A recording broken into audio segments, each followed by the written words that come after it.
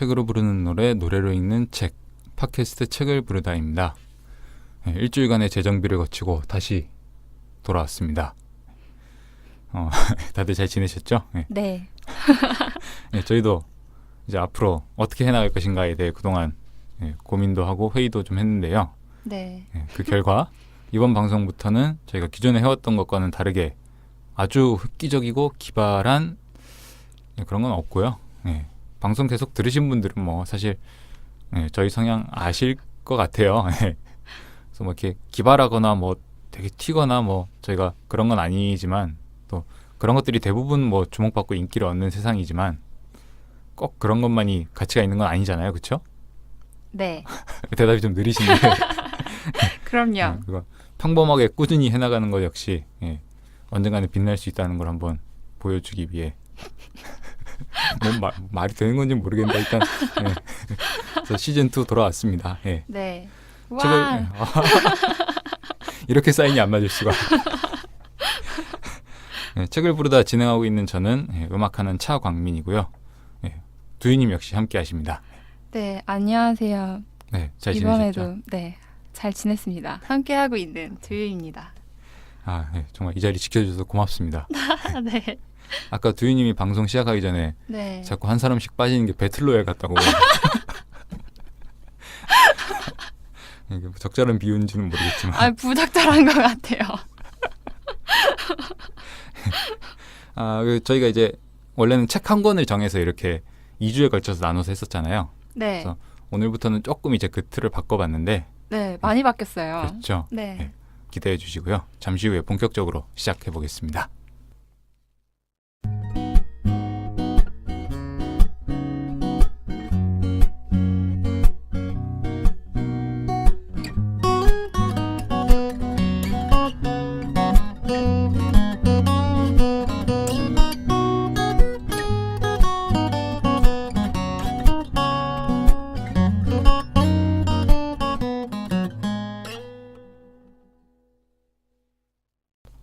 앞서 설명드렸다시피 이전까지는 저희가 책 한 권을 정해서 2주간 나눠서 방송을 했었는데요. 네. 오늘은 책을 먼저 정하는 게 아니라 저희가 크게 주제를 먼저 정하고 거기에 어울리는 책을 두유님이 한 권, 제가 한 권 이렇게 소개해드리는 식으로 이번 주부터 한번 해볼 거예요. 네. 저희가 처음 정한 주제가 뭐였죠? 여름입니다. 여름. 네. 여름을 이제 요즘 이제 한껏 느끼다가 진짜 녹아 죽을 수도 있겠다 싶은 만큼 날씨가 좀 쌀벌하잖아요. 네, 요즘 진짜 힘들어요. 더위에 약하시구나. 네, 밖에 돌아다니지를 못하겠어요, 진짜로. 저도 오늘 기타를 들고 지금 왔다 갔다 할 일이 잠깐 생겼었는데 네. 여기 오기 전에 잠깐 움직였는데 땀이 그냥 네. 엄청 뻘뻘 나가지고 네, 고생이 많으셨죠. 네, 저희가 여름이 주제인데 보통 가을을 독서의 계절이라고 하잖아요. 네. 근데 가을은 날씨가 좋으니까 놀러 다니고 진정한 독서의 계절은 여름이 아닌가. 실내에서 시원하게. 약간 본인 기준 같긴 한데 일단 알겠습니다. 네. 사실 저는 이번 주는 제가 고른 책으로 할 거예요. 네. 사실 여름에 이렇게 마땅한 책이 생각이 안 났었는데 네. 마침 저희 그 팟빵 댓글 게시판에 네. 아이디 설터감기님께서 의견을 남겨주셨더라고요. 네. 여름에 어울리는 장르 소설도 이렇게 다뤄달라고 남겨주셨었는데 네. 아마 뭐 호러나 스릴러 아니면 뭐 이렇게 SF 판타지, 뭐 액션 뭐 이런 거를 좀 생각하시고 말씀을 하신 것 같아요. 네. 두유님 이런 소설 자주 안 읽으시죠? 네. 사실 저는 좀 현실적인 얘기를 좋아해가지고 책도 그렇고 영화도 막 여름에 막 블록버스터 이런 거 많이 개봉하잖아요. 그렇죠. 근데 저는 사실 그렇게 즐기는 스타일은 아니에요. 그러니까 저도 장르 소설은 이제 자주 읽는 편은 아닌데, 네. 일단은 남겨주신 의견을 저희가 무시할 수 없잖아요. 네, 저희 정말 얼마나 감사한데요. 정말 네. 몇 안 되는 이 의견을 소중히 다뤄야죠. 그래서 사실은 원래 호러나 스릴러 이쪽도 생각을 했었는데, 네. 그건 좀 힘들 것 같던 게 보통 그런 장르 소설들은 뭐 이렇게 미리 알면 재미없는 장치나 반전 이런 게 많잖아요. 그렇죠. 그래서 방송 같은 데서 미리 얘기하기가 정리하기가 좀 힘들 것 같더라고요. 네. 그게 첫 번째 이유고, 이제 두 번째 이유는 제가 무서워해요. 예, 그래서 좀 적당히 아, 좀 균형을 잡은 게 이제 약간 네.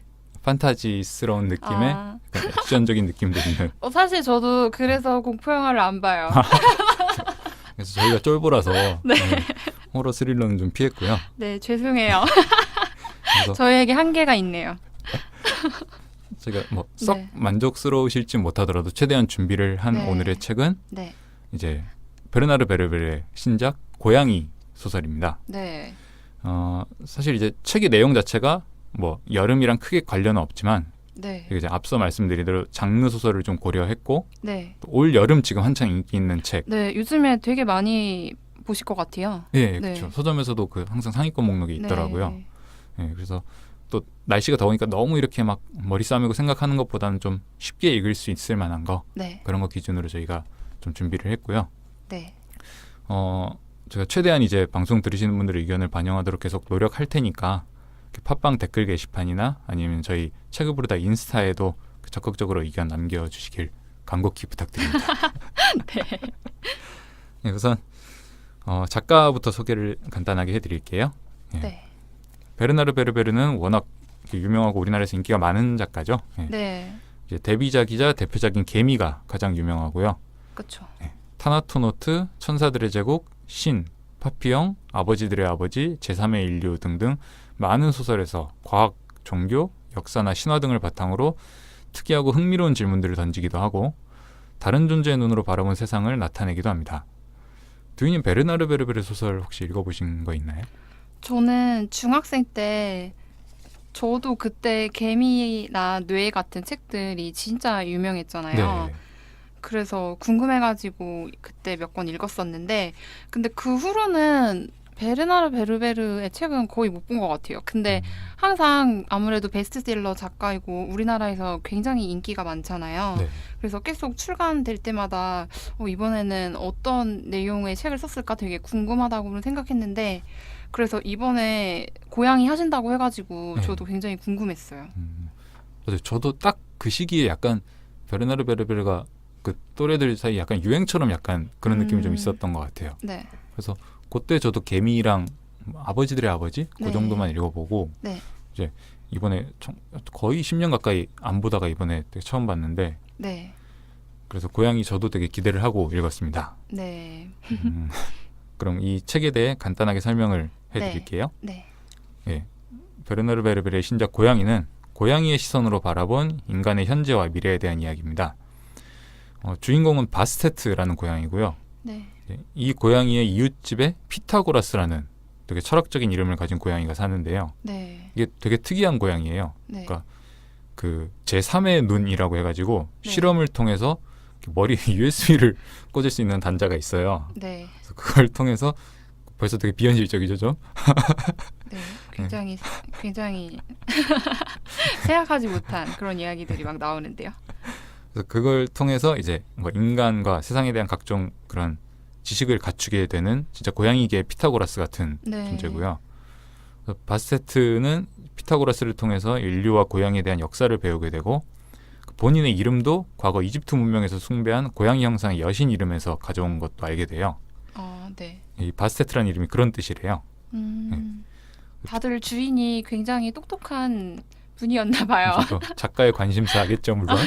네, 그래서 피타고라스가 이제 바스테트에게 이런 식으로 역사 강의를 하는 장면이 여러 번 나오는데요. 네, 인간과 고양이가 함께 해온 에피소드들 위주로 설명이 되고 종교와 전쟁에 관한 이야기들도 많이 나옵니다. 이 소설의 배경이 프랑스 파리인데 네, 이제 테러와 내전으로 사람들의 생활이 되게 위협받고 있는 상황이거든요. 네, 그래서 결국 파리 땅이 폐허가 되고 네, 이제 또 과거의 인류를 위협했던 그 페스트라는 병이 다시 창궐하면서 네, 쥐떼들이 도시를 점령을 합니다. 네, 도시에서 도망친 고양이들이 나중에 숲에 모여서 재정비를 하고 우리 어떻게 할까 이렇게 막 의견이 오가다가 네, 페스트랑 쥐떼들을 차단하기 위해서 파리 센강의 시뉴섬으로 건너가서 섬과 다리를 잇는 그 다리를 일단 폭발을 하기로 하거든요. 네, 근데 이제 다리를 폭파하기 위해서는 고양이들의 힘만 있어야 되는 게 아니라 결국 인간의 도움을 필요로 하기 때문에 네, 바스테트와 피타고라스는 인간들이 모여있는 또 다른 숲으로 도움을 청하러 가기로 합니다. 네, 이 소설에서 바스테트가 특이한 점이 하나 있는데 네. 고양이뿐만 아니라 다른 종과 소통하는 게 되게 꿈인 고양이에요. 네. 그래서 그거를 이제 자기가 인간들에게 전할 수 있다 이런 네. 식으로 이제 말을 네. 하고 가는 건데 네. 이제 과연 바세트가 인간들과의 소통에서 성공해서 이제 그 고양이들의 메시지를 전달할 수 있을지 또 고양이들은 쥐떼들과의 전쟁에서 승리할 수 있을지 네. 여기까지만 설명드리겠습니다. 더 이상은 안 알려주시는 건가요?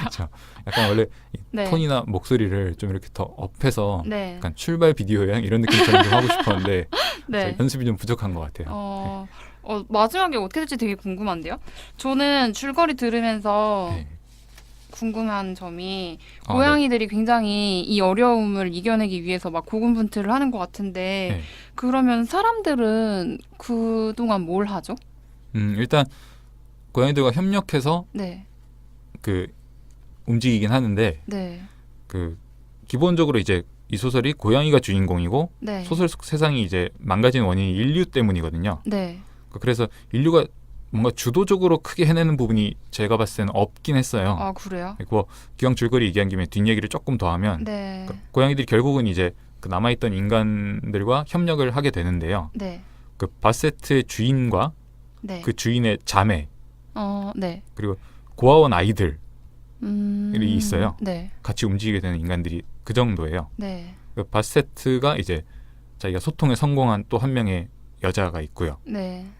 근데 이 사람들이 결국 이렇게 같이 협력은 하지만 주도적으로 이끄는 것도 결국은 고양이 물이긴 하거든요. 그래서 아마 그 작가의 생각에는 이제 기존 사회가 무너진 원인이 이제 기성세대한테 있고 네. 다음 세대인 아이들이 네. 또 다른 종과 협력해서 사회를 네. 재건해 나갈 수 있는 그런 아. 희망이랄까? 좀 이런 약간 메시지를 좀, 네, 예. 그런 뜻이 있는 것 같네요. 예, 그런 거를 주고 싶었던 것 같은데 네. 근데 그 개인적으로는 이제 의도는 이해하겠지만 뭐 네. 소통이나 공존, 협력 이런 게 좀 중요한 화두면은 네. 그 범위를 조금 더 넓게 가져갔어도 되지 않았을까? 뭐 그런 생각도 조금은 들긴 했어요. 개인적으로는. 네, 그렇군요. 근데 이게 줄거리만 보면 얼핏 무거워 보이긴 하는데 네. 뭐 유머러스한 그런 부분들도 꽤 있었어요. 네.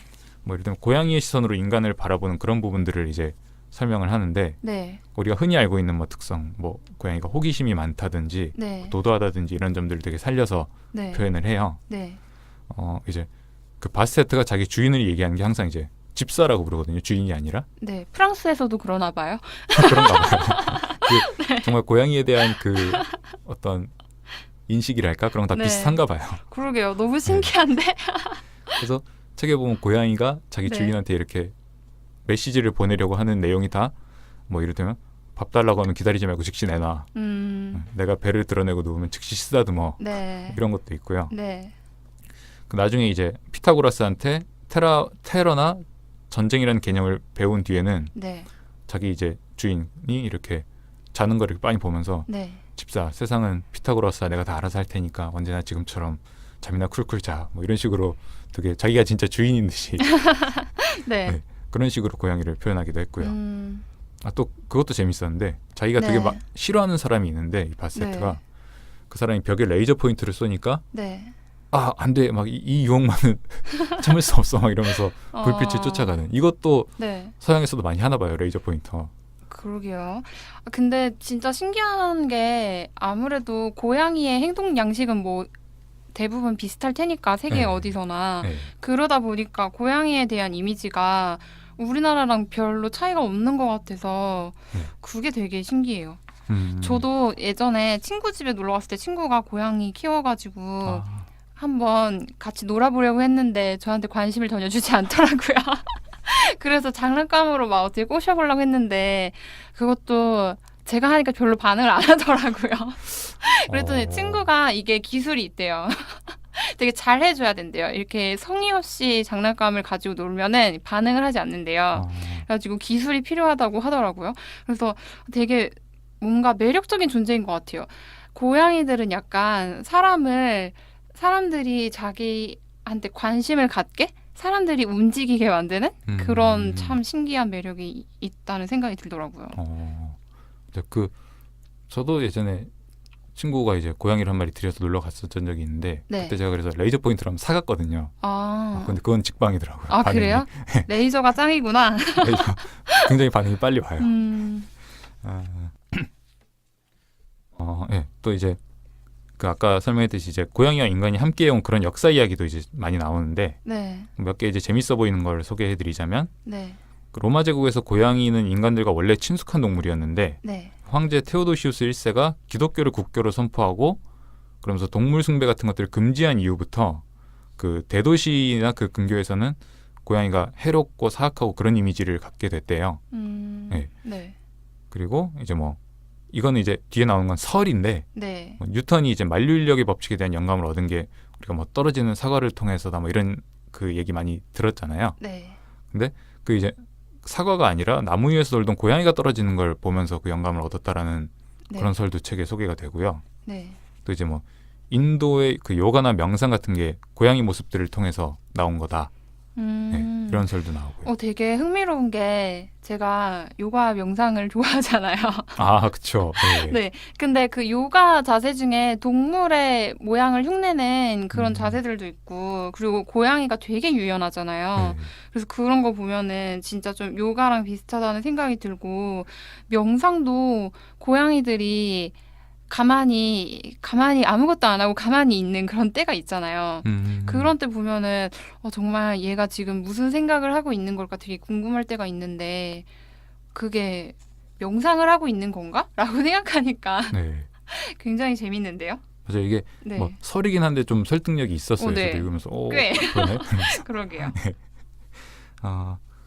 저는 이제 책에서 뭐 계속 나오는 부분이지만 아무래도 네. 좀 재밌었던 부분이 그 바세트라는 고양이가 인간뿐만 아니라 다른 종과의 소통을 시도하려고 끊임없이 노력하는 그런 부분들이었거든요. 네. 아마 작가도 이야기하고자 하는 제일 중요한 메시지가 그게 아닐까 싶은 생각이 들었어요. 개미도 그런 유사한 부분이 있었던 것 같고 네. 이런 종 간의 어떤 소통이랄까? 이런 네. 게 뭐 가볍게 한 번쯤 뭐 우리도 생각해 봤을 만한데 네. 두희님 혹시 뭐 다른 동물이나 뭐 종이나 이런 것들과의 어떤 커뮤니케이션 이런 거를 생각해 본 적 있었나요? 네. 저는 식물들이요. 아, 저는 정말 너무 궁금한데 그 한 자리에서 평생 살면은 안 심심한지, 옆에 있는 식물들이랑 대화를 하는지, 심심하면 어떻게 하루하루를 보내는지, 무슨 방법이 있는지, 그런 거 진짜 궁금해요. 되게 뭔가 식물한테 말을 건다는 게 되게 낭만적이네요. 이게 저는 생각을 했을 때 너무 이게 이 말해도 되나? 뭔가 내가 너무 비교되는데? 왜요? 무슨 생각했는데요? 저는 일단 그 왜 우리가 보통 일반적으로 되게 좋아하기 힘든 종들 있잖아요. 그런 것들하고 되게 대화를 해보고 싶어서. 벌레 같은 거? 네, 그래서 생각해봐서 전 모기요. 아, 이게 모기는 제가 아무리 생각해도 좋아할 수가 없거든요. 근데 자기들도 이게 존재 이유나 가치가 분명히 있을 거잖아요. 그쵸. 네, 그래서 네. 좀 묻고 싶어요. 니들은 꼭 그렇게 피를 빨아 먹어야 되냐. 모기도 우리한테 묻고 싶은 거 많을 것 같은데. 그래서 이제 뭐 서로 그렇게 얘기가 되면 네. 뭐 저쪽 식습관을 바꿔줄 수 있는 거고 우리가 네, 아니면은 뭐 최소한 네. 한 번 문 사람 두 번 물지 말자. 뭐 그 정도라도. 네. 이게 진짜 가끔 이렇게 한 군데 이렇게 집중적으로 물려 있는 거 이렇게 보면은 네. 정말 죽이고 싶거든요. 모기 같은 광민이 거. 되게 모기 많이 물리는구나. 아니 많이 물리진 않는데 네. 한 번 그래 본 적이 있었거든요. 그래요? 너무 짜증이 나더라고요. 음. 네, 그래서 근데 이게 뭐 결국은 이제 공존을 하고 싶어서 말한 내용이랑 너무 다른 거 아니에요? 공존을 하고 싶어서 네. 이제 모기와 대화를 해보고 싶은 걸로. 그리고 이 소설이 이제 기본적으로 이제 인간의 잘못과 욕심으로 인해 테러와 전쟁, 전염병 등이 발발한 그런 상황이고, 그걸 다른 종족의 시각으로 봐서 그런 건지 인간의 문명에 대한 비판적인 시각이 많이 보이기도 하는데요. 네. 우매한 군중 심리를 비판하기 위해 마오쩌둥의 문화 대혁명과 캄보디아의 킬링필드를 예로 드는 그런 장면도 나오거든요. 네. 여기서 뭐라고 하냐면 혁명이라는 이름으로 문맹자들을 선동해 엘리트 집단을 제거하고 새로 권력을 잡은 자들은 결국 더 부패한 집단인 경우가 많았다. 혁명 초기의 흥분과 열정이 사라지면 혼란기가 찾아오고 이럴 때 독재자가 등장해 질서를 바로잡고 군중들을 안도하게 된다. 좋은 혁명이라는 건 없었다라고 하는데 이게 무슨 말을 하고 싶었던 건지는 알겠는데 좀 네. 좁게 바라본 게 아닌가 하는 생각이 들었어요. 읽으면서 저는. 네, 저도 네. 이 부분은 별로 공감이 안 가는 게 네. 물론 역사적으로 이런 일들이 있었던 건 사실이지만 그게 세상의 전부인 것처럼 좀 보여지는 것 같다는 인상을 받아서 그런 거 말고도 뭐 프랑스 혁명이나 68 혁명처럼 민중들이 더 긍정적인 방향으로 세상의 진보를 이끌어내는 사람들의 사고 방식을 바꾸는 그런 일들도 있었잖아요. 그렇죠. 네, 그래서 저는 너무 좀 부정적인 점이 부각된 것 같다는 생각이 들어요. 그래서 이제 이 책에 그런 군중 심리에 휩쓸리지 말고 네. 이제 언제나 좀 깨어있는 어떤 의식을 가지고 있으려고 노력해야 된다는 그런 메시지도 이렇게 좀 네. 나오거든요. 이 책에. 그러니까 아마 그걸 강조하고 싶어서 그랬던 것 같긴 한데 네. 이제 너무 자기 편한 대로만 좀 사례를 골라왔다고 해야 되나? 그러니까 이런 그 책에서 이렇게 언급된 문화대혁명이나 뭐 이렇게 크메르 루즈 이런 얘기는 이제 사실은 공산 정권이 반대 세력을 좀 숙청하기 위해 장행한 것들이잖아요. 네. 그래서 너무 이렇게 소설 이야기에 맞춰서 진행하려도 하다 보니까 좀 근거가 부족하지 않았나 하면서 저도 이제 읽으면서 좀 되게 네. 그런 내용 얘기를 할 때 뭔가 막 반론을 제기하는 그런 인물은 없었나요? 이게 고양이가 고양이한테 지식을 전달해주는 그런 부분이다 보니까 이게 그냥 위에서 아래로 지식을 이렇게 주입시키는 그렇죠. 그렇죠. 그런 거군요. 이렇게 잘못 전달되면 안 된다. 그렇구나. 뭐 그런. 네. 저는 그 부분이 약간 아쉽네요. 거기서 만약에 좀 동등한 어떤 배움을 가진 고양이들의 대화였다면 아니야 이런 케이스도 있어라고 말을 했을 텐데 그런 대화가 오가지 못했다는 게 물론 뭐 작가의 의도가 있겠지만 저는 개인적으로 약간 아쉽네요. 그렇죠. 네. 예, 맞습니다. 그리고 또 이제 생각해 볼 만한 부분이 하나 있었는데 네. 생명이 가지는 폭력성에 대해 이야기한 부분이 있어요. 네. 바세트가 피타고라스에게 세상이 왜 이렇게 폭력적일까라고 물으니까 피타고라스가 화창한 날이 계속된다고 좋기만 한 게 아니듯이 폭력이 없으면 삶이 지루해질지도 모른다. 네. 비슷비슷한 날들이 계속 될 테니까. 네. 그래서 식물끼리도 서로 햇빛을 더 받기 위해 경쟁과 자리다툼을 하듯 폭력은 사실 어디에나 존재한다. 억눌리고 응축된 어떤 본능 같은 게 분출되는 거라고 이렇게 말을 하는데 네. 폭력성이라는 게 진짜 어떤 식으로든 제어가 되지 못하는 그런 본능일까요? 이건 아닌 것 같아요. 저는 일단 폭력이 없으면 삶이 지루해질지도 모른다 이 말은 진짜 무서운 말인 것 같아요. 그렇죠. 네. 삶을 지루하지 않게 만드는 방법은 굉장히 다양한데 그거를 폭력이 없으면 이렇다라고 말을 하는 거는 뭐 동의가 되지도 않고 굉장히 위험한 발상이라고 생각을 하고 어떤 생명체가 식물도 그렇고 생존을 위해서 본능적으로 경쟁을 하는 거는 사실이지만 그렇다고 해가지고 식물이나 동물이 막 같은 족을 막 대량 학살하거나 이러지는 않잖아요. 그렇죠. 자기들끼리 막 전쟁을 일으키는 것도 아니고 그리고 또 무엇보다도 뭐 다른 동물들도 있을 수도 있지만 인간이 이성이 있는데 이런 이성으로 폭력적인 본능, 다른 사람을 해칠 수 있는 그런 인간의 성향에 대해서 얼마든지 자제시킬 수 있고 또 우리에게도 또 인간이 수천 년 동안 만든 제도와 법이 있는데 이거는 너무 아닌 것 같아요. 정말 공감이 되지 않았어요, 이 부분은. 네. 저는 이제 그 다른 생물은 일단 제쳐두고 저도 인간의 관점에서만 보면은 이해는 해요. 근데 동의는 못해요. 네. 그러니까 아주 작은 범위까지도 우리가 폭력의 범주에 넣는다면 뭐 예를 들어서 뭐 벌레를 잡아 죽인다든지 뭐 아니면 우리가 어떤 사람 때문에 누구 때문에 화날 때 이렇게 그냥 뭐 아이 참 속상해라 이렇게만 하지 않잖아요. 가끔씩 확 뭐 이런 것도 하잖아요. 그래서 폭력성이 이렇게 완전히 이렇게 없애기 좀 강민이 생각보다 되게 무서운 아니 그렇지 않아요? 그럴 때 있지 않아요? 근데 되게 미울 때 있긴 하지만 그렇다고 그거를 막 폭력을 그러니까 폭력을 쓰겠다는 게 아니라 생각이라도 뭐 예를 들어 한 대 쥐어받고 싶다라든지 네, 뭐 생각은 할 수 있죠. 그렇죠. 실행을 안 할 뿐이지 우리가. 그러니까 근데 저는 이제 그런 생각까지 이렇게 드는 것도 이렇게 폭력성이 이제 없애기 힘든 본능이다. 치밀어 오르는. 네. 그래서 이해는 하거든요. 근데 이제 그걸 이제 어쩔 수 없는 본능이라고 이렇게 좀 변명하는 사람들은 좀 싫어요. 그렇죠. 그래서 아까 드유님이 얘기했듯이 그래도 인간 이성이 있는데 그래서 그런 본능 같은 걸 끊임없이 제어하고 노력하는 게 결국은 인간과 다른 종의 차이고 네. 정말 만약에 인간이 다른 종보다 더 낫다고 하면 그런 부분에 있어야 된다고 생각하거든요. 맞아요. 네. 그러니까 물론 뭐 사람도 뭐 동물의 일종일 수 있으니까 일종이니까 네. 아니 동물이죠, 그렇죠. 사람이. 그러니까 이제 뭐 옥해서 실수하는 그런 상황도 있겠지만 네. 그걸 계속 줄여나가고 없애나가고 작은 부분까지 조심할 줄 아는 게 되게 중요한 것 같고 네. 네. 그리고 또 허용 범위 내에서 풀어낼 수 있는 것들이 있다고 생각해요. 뭐 예를 들어서 저는 게임이나 스포츠를 사람들이 좋아하는 것도 그런 폭력성을 적절하게 풀어내는 방법 중에 하나라고 네, 생각하거든요. 에너지를 분출시키는 방법이 될 수는 있을 것 같아요. 네. 아니면 축제 같은 것도. 그렇죠. 네. 뭐 공연 볼 때 이렇게 뭐 소리 지르고 이런 것도 네, 뭐 어떻게 보면 네. 감정의 분출 네. 조금 도움이 될 수도 있고. 네. 근데 이제 뭐 그런 것도 되게 지나치게 뭐 열성 관객이라든지 뭐 또 중독되는 사람들 느낌 있잖아요. 그쵸. 네. 그쵸. 그래서 그런 거 보면은 이게 좀 컨트롤하기 어려운 되게 본능 중에 하나인 것 같긴 하다. 뭐 이런 생각은 네. 들긴 합니다. 그러네요. 이제 마지막으로 좀 개인적인 아쉬움 이 책 읽으면서 제가 느꼈던 네. 거를 좀 얘기를 해볼게요. 네.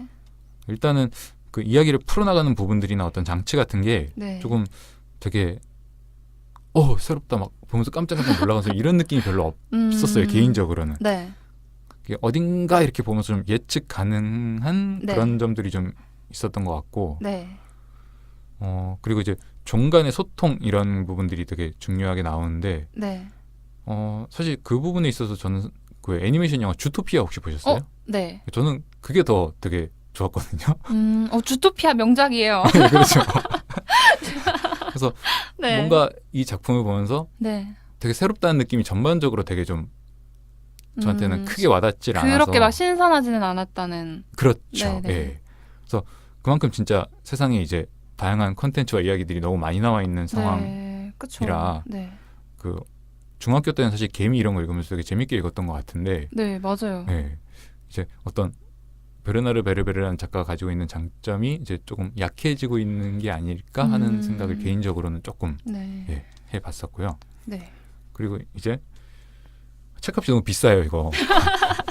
일단 이 보시면은 네. 두 권으로 나눠져 있고요. 네. 양장본으로 나와 있습니다. 네. 한 권이 12,000원이 넘고요. 그래서 두 권 하면 25,000원이 네.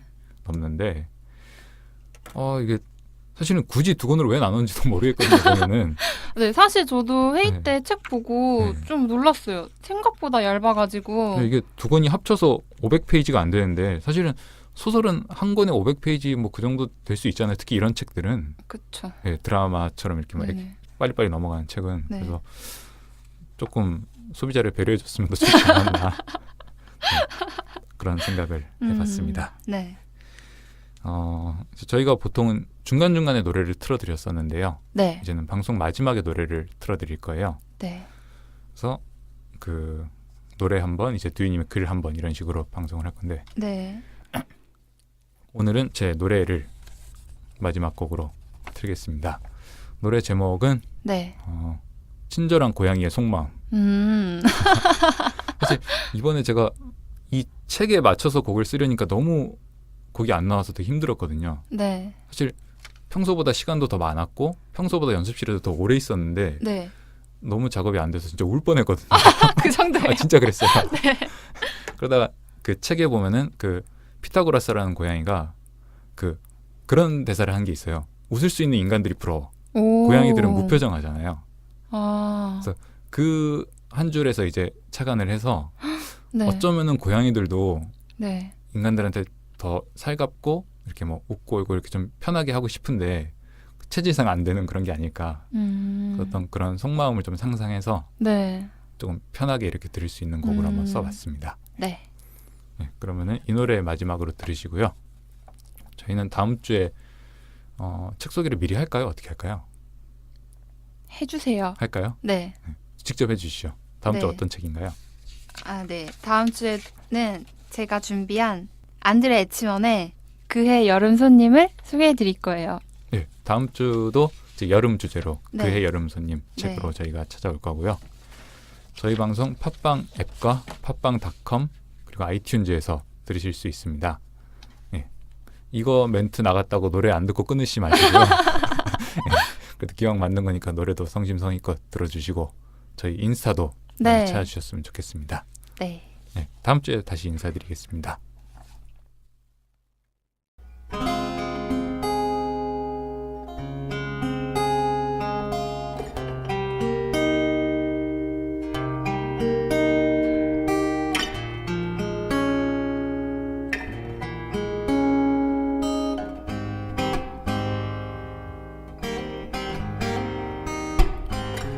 내가 불친절하다는 그건 오해야.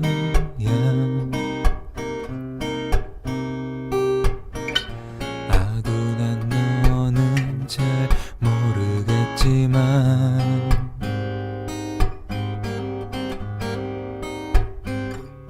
늘 똑같은 표정 차가워 보여도 네 생각보다 더 나는 널 생각하는 걸.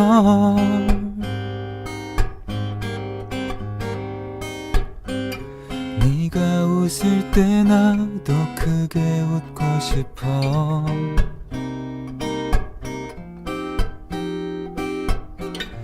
네가 울 때면 나도 펑펑 울고 싶어.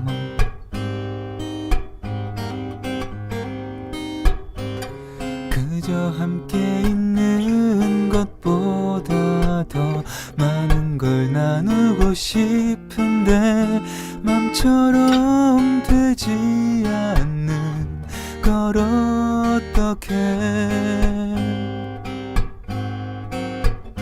오늘도 난 꿈속에서 너와 같은 사람이 되었지. 손을 맞잡고 함께 웃고 울고 떠들어댔지.